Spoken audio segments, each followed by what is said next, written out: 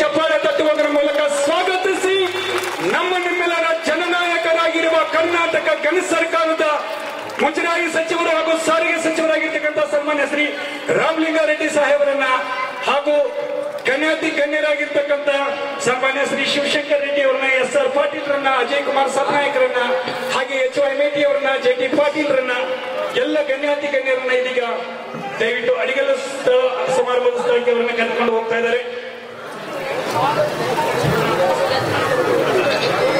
ಇದೀಗ ಅಡಿಗಲ್ಲು ಸಮಾರಂಭಕ್ಕೆ ಜೋರಾದ ಚಪ್ಪಾಳೆ ಬರಲಿ. ಇಲ್ಲಿ ಸೇರಿರ್ತಕ್ಕಂಥ ಎಲ್ಲ ಸದ್ಭಕ್ತ ಮಹಾಜನತೆಯಿಂದ ತಮ್ಮೆಲ್ಲರ ಜೋರಾದ ಚಪ್ಪಾಳೆ.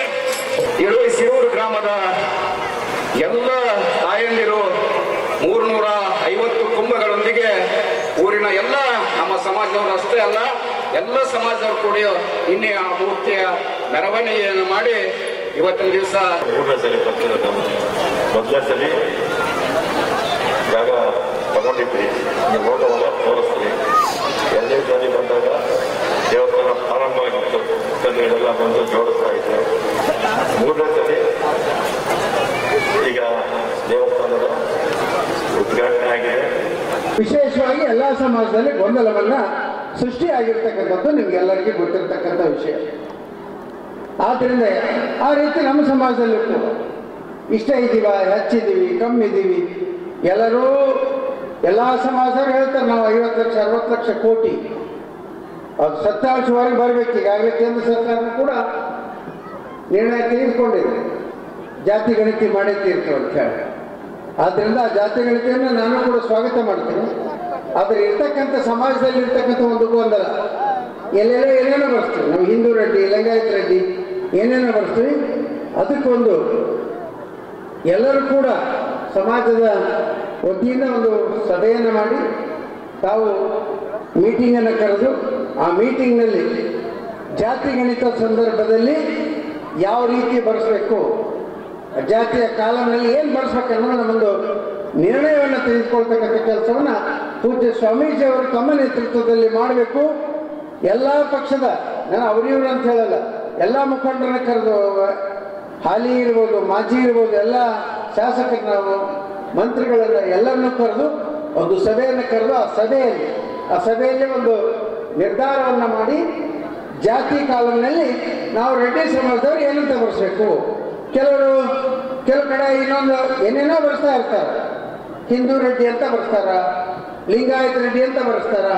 ಇಲ್ಲೇ ನಮ್ಮ ಮೇಲೆ ಗೊಂದಲ ಮಾಡಿಕೊಂಡು ಈಗ ಏನಾಗಿದೆ ಅಂದ್ರೆ ವೀರಶೈವ ಅನ್ನೋ ಒಂದು ಮಹಾವೃಕ್ಷವನ್ನ ಕಡಿದು ತುಂಡು ಹಾಕಿ ನಾವು ಬೇರೆ ಬೇರೆ ಆಗಿಬಿಟ್ಟಿವಿ.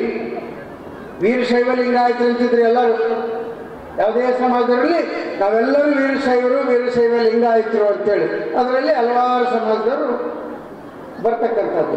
ಇವತ್ತೇನಾಗಿದೆ, ಆ ಸಮಾಜವನ್ನ ಆ ವೀರಶೈವ ಲಿಂಗಾಯತ ಅನ್ನೋ ಒಂದು ಏನು ಬೃಹದಾಕಾರವಾದಂಥ ಮರವನ್ನ ಇವತ್ತು ಕತ್ತರಿಸಿ ನಾವು ನೀವೆಲ್ಲರೂ ಬೇರೆ ಆಗಿಬಿಟ್ಟಿವಿ. ಅದನ್ನು ಒಂದುಗೂಡಿಸ್ತಕ್ಕಂಥದ್ದಾಗಬೇಕು. ಎಲ್ಲರೂ ಸೇರಿ ವೀರಶೈವ ಲಿಂಗಾಯತರು ಅವರೆಲ್ಲರೂ ಎಲ್ಲರೂ ಕೂಡ ವೀರಶೈವ ಲಿಂಗಾಯತರು ಬರ್ಸ್ರಿ. ಅದರಲ್ಲಿ ಉಪಜಾತಿ ರೆಡ್ಡಿ ಇರ್ಬೋದು, ಬಣಜಿಗೆ ಇರ್ಬೋದು, ಗಾಣಿಗೆ ಇರ್ಬೋದು, ಇನ್ನಿತರ ಏನು ಜಾತಿಗಳು ಬರ್ತಾವೆ ಅವನ್ನೆಲ್ಲ ಬರ್ತಕ್ಕಂಥದ್ದು ಒಂದು ನಿರ್ಣಯ ಆಗಬೇಕು ಅನ್ನೋ ಒಂದು ವಿನಂತಿಯನ್ನು ಈ ವೇದಿಕೆ ಮುಖಾಂತರ ತಮ್ಮಲ್ಲಿ ಮಾಡಿಕೊಂಡು, ನಾನು ರಾಮಲಿಂಗಾರೆಡ್ಡಿ ಅವರಿದ್ರೆ ಅವಾಗೇ ಹೇಳ್ತಿದ್ದೆ ಒಂದು ಸಭೆಯನ್ನು ಕರೀಲಿಕ್ಕೆ. ಅವರಿಗೂ ಕೂಡ ನಾನು ಪರ್ಸನಲ್ ಆಗಿ ಸಿಕ್ಕಾಗ ನಾನು ಮಾತಾಡ್ತೀನಿ.